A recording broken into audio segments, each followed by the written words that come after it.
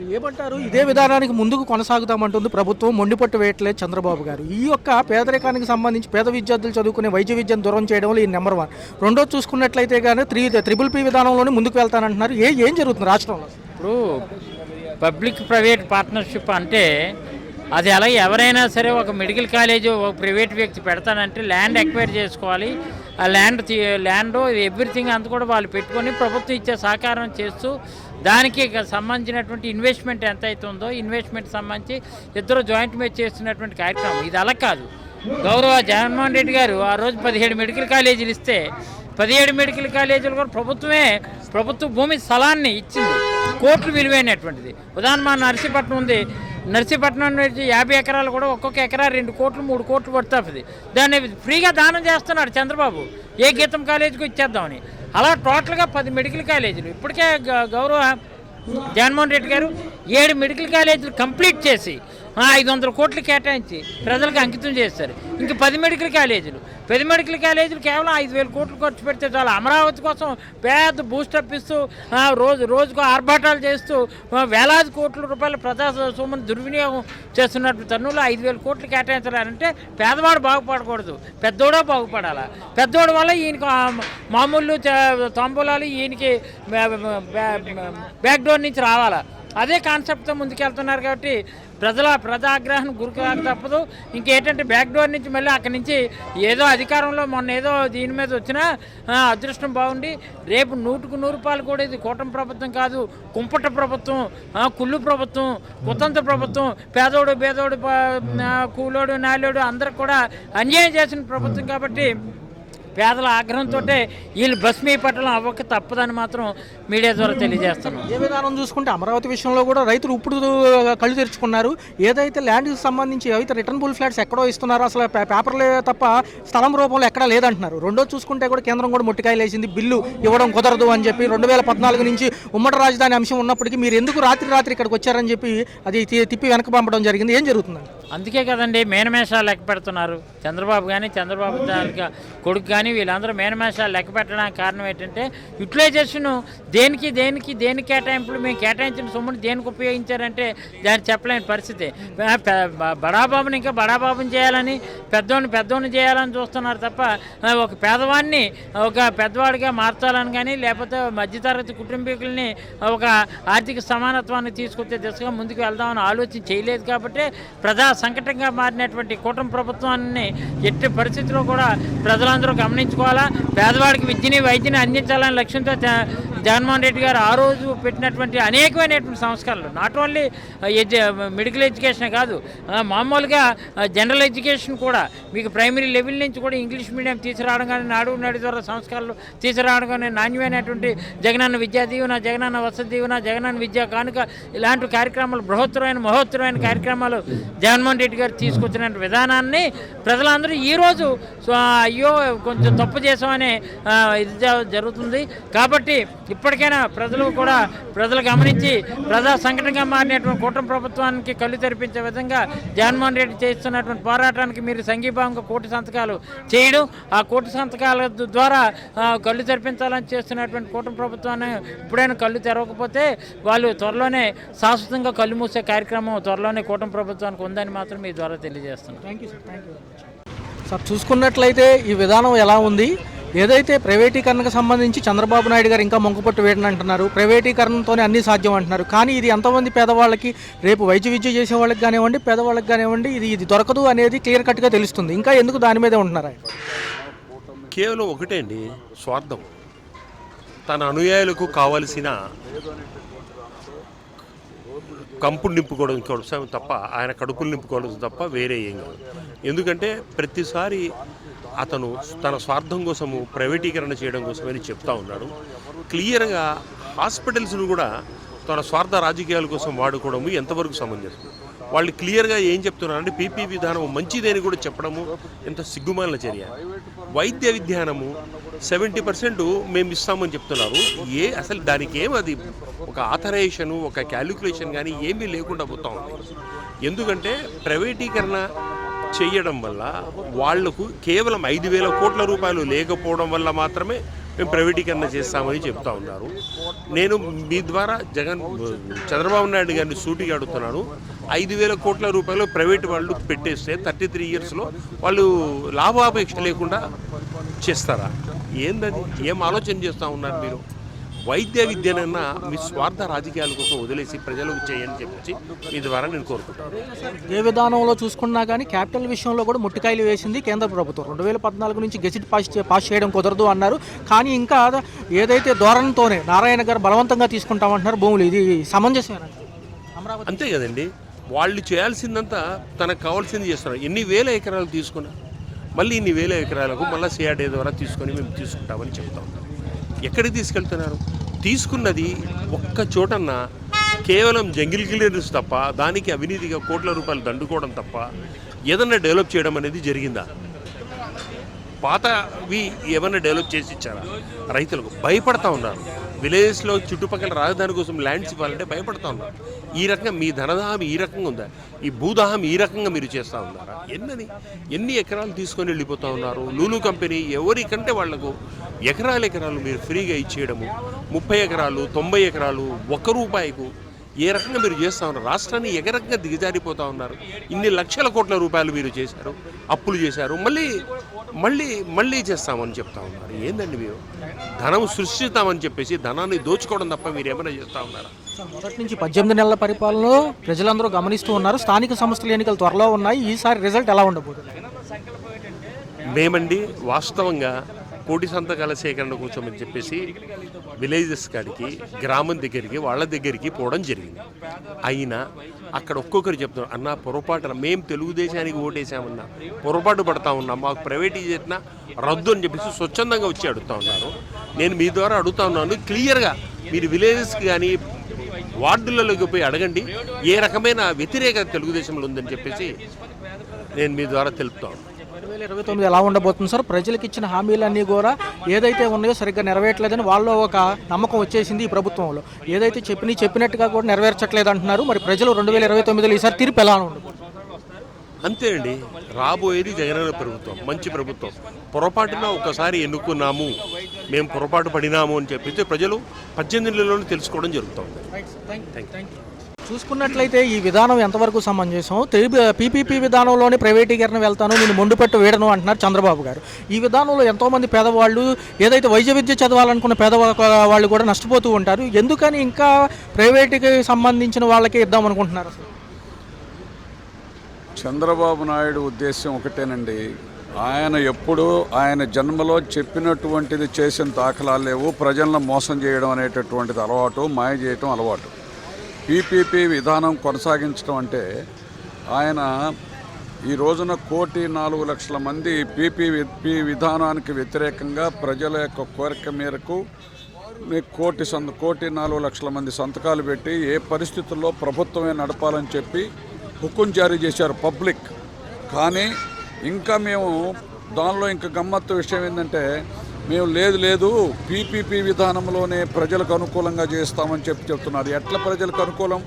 ఏ విధంగా అనుకూలం అంటే ప్రభుత్వమే బిల్డింగులు కట్టాలి, స్థలం ఇవ్వాలి, ఉద్యోగుల్ని నీకు డాక్టర్స్ని కానీ ప్రొఫెసర్స్ని కానీ వీళ్ళందరినీ నియామకం చేయాలి, వాళ్ళకి ఇచ్చేటటువంటి జీతభత్యాలంతా ప్రభుత్వం ఇవ్వాలి. కానీ దీన్ని ప్రైవేటు పరం చేసి పేరుకి మేము గవర్నమెంట్ అని బోర్డు పెడతా ఉంటారు. అంటే ఎంత మోసం అంటే ఇది కేవలం దోపిడీ చేసేటటువంటి దానికి కోట్లను దోపిడీ చేసిన తర్వాత ఈ డబ్బులతోటి ఓట్లను కొనుగోలు చేయడానికి పనికొస్తాయని చెప్పి దుర్మార్గమైనటువంటి ఆలోచన. దీన్ని ప్రజలంతా చేత్కరిస్తున్నారు. ఈ ప్రజాస్వామ్యంలో శాశ్వతమైనగా నీలాంటి మోసగాడిని యాక్సెప్ట్ చేయరు పబ్లిక్. ఖచ్చితంగా ప్రభుత్వపరం చేయవలసిందే, ప్రభుత్వం నడిపించవలసిందే. ఇది ప్రారంభం మాత్రమే. ఇది మొన్న వచ్చినటువంటిది ఒక ఉద్యమం ప్రారంభమైంది. ఈ ఉద్యమం తారాస్థాయికి చేరి ప్రజాస్వామ్యాన్ని పరిరక్షించుకునేటటువంటి దానికి ప్రతి మనిషి కూడా నడుం కట్టి బజారుకు వచ్చేటటువంటి పరిస్థితులు ఆసనమైనాయి. ఇప్పటికైనా చంద్రబాబు కళ్ళు తెరిచి ఖచ్చితంగా ప్రభుత్వమే నడిపేటటువంటి విధంగా నిర్ణయం తీసుకోవాలని డిమాండ్ చేస్తున్నాం. చూసుకున్నట్లయితే ఎలా ఉంది సార్ ఈ విధానంలో ముందుకు వెళ్తే ఎంతవరకు కూడా పేదవాడికి అన్యాయం జరుగుతుంది?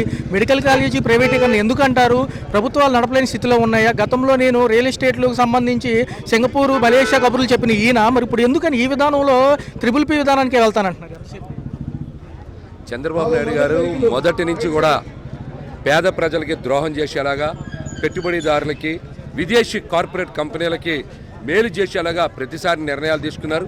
అందులో భాగంగానే ఈ రోజున మరి రాష్ట్రంలో ఉండేటువంటి అన్ని ప్రభుత్వ వైద్యశాలని పీపీపీ విధానం ద్వారా పెట్టుబడిదారులకు కట్టబెట్టి పేద సామాన్య వర్గాలకి వైద్యాన్ని దూరం చేసేలాగా, వాళ్ళందరికీ కూడా ఇబ్బందులు కలగజేసేలాగా, ఆయన పెట్టుబడిదారులకే లబ్ధి చేకూర్చేలాగా ఈ నిర్ణయం తీసుకోవడంతో పాటుగా గత 100 సంవత్సరాల్లో ఏ ముఖ్యమంత్రి తీసుకురానటువంటి మెడికల్ కాలేజీలని జగన్మోహన్ రెడ్డి గారు 17 తీసుకొచ్చి ఇప్పటికే 3,000 కోట్ల రూపాయలు ఖర్చు పెట్టి 7 మెడికల్ కాలేజీలని ఈ రోజున అవన్నీ కూడా మరి తరగతులు ప్రారంభించడం కానీ, అడ్మిషన్ చేయడం కానీ పూర్తిగా రన్నింగ్లోకి తీసుకొచ్చి మరొక ప్రతి 10 మెడికల్ కాలేజీలు ఇప్పటికే నిర్మాణ దశలో ఉన్నాయి.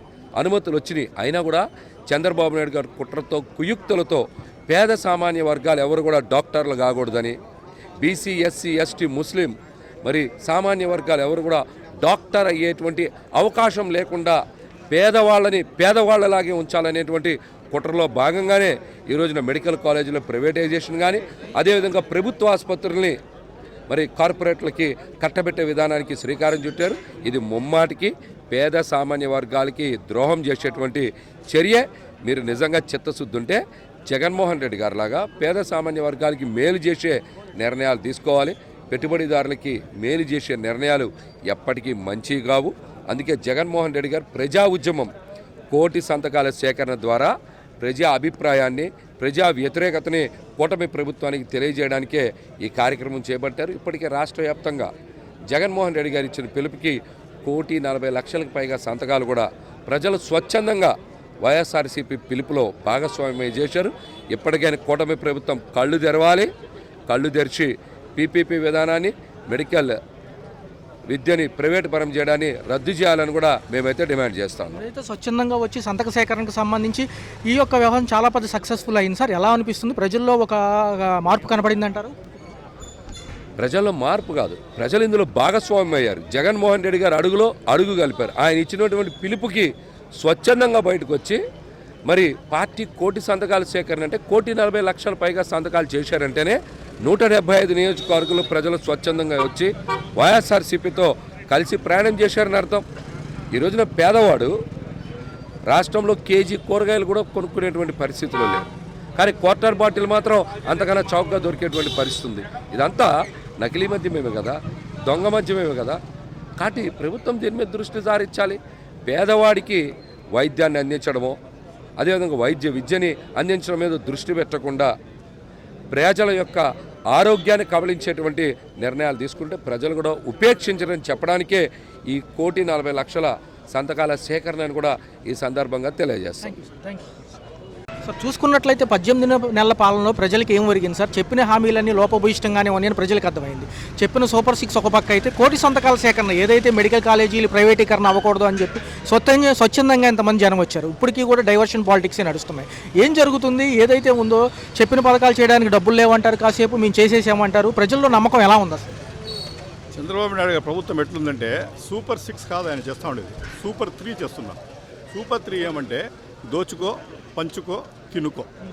ఇది తప్ప ఎక్కడ చూసినా కార్యకర్తలు వచ్చి భూ కబ్జాలు, ఎక్కడ చూసినా శాండ్ మాఫియా, అదేవిధంగా మద్యం మాఫియా, అన్ని రకాలుగా ప్రతి చోట వచ్చిందో దీని మీద కాన్సన్ట్రేట్ చేస్తున్నారు తప్ప ఏ రకంగా మనం ప్రజలకు మేలు చేయాలా, ఏ రకంగా ప్రజలు మంచి చెడ్డలు చూడాలనే ఉద్దేశం అంతా మర్చినారు. ఆయన అంతా ఉద్దేశం పెట్టుందంటే 4 ఏళ్ళు నా ఇష్టరాజ్యంగా నేను చేసుకుంటాను, లాస్ట్ 1 సంవత్సరం వచ్చిన తర్వాత అప్పుడు కళ్ళబొల్లి మళ్ళీ మాటలు చెప్పేసి ప్రజలకు మళ్ళీ నేను మోసం చేసి మళ్ళీ గద్దెనెక్కుతానని అపోహలో ఆయన ఉన్నాడు. కానీ ఈసారి ప్రజలు అట్లా ఇది చేయరు. ఎందుకంటే ప్రతి వార్డులో కూడా, ప్రతి మున్సిపల్ వార్డులో కానీ, ప్రతి పంచాయతీ హెడ్ క్వార్టర్లో కానీ మేము నియోజక విద్యార్థిగా ఉండి ప్రతి చోట తిరిగాం. వాళ్ళందరికీ అవగాహన కల్పించేసిందో ఏ రకంగా వాళ్ళు మోసపోయినారు, ఏ రకంగా చంద్రబాబు నాయుడు గారు ఆయనకు మోసం చేసినారు. తిరిగి ఆయన వస్తాడు, అది కూడా మేము అలర్ట్ చేసినాం వాళ్ళకు. తిరిగి వస్తాడు. రకరకాలుగా ఆయన ఇది చెప్తాడు, ప్లానింగ్ చెప్తాడు. ఈ రకంగా చేస్తా, ఆ రకంగా చేస్తా, వజ్రపు కిరీటాలను మీ నెత్తి మీద పెడతానని చెప్పి మీ దగ్గరికి వస్తాడు. కానీ మీరు దాన్ని నమ్మద్దండి. ఏ రకంగా మీకు మోసం చేసినా చూడండి, ప్రజలందరూ దాన్ని గ్రహించినారు.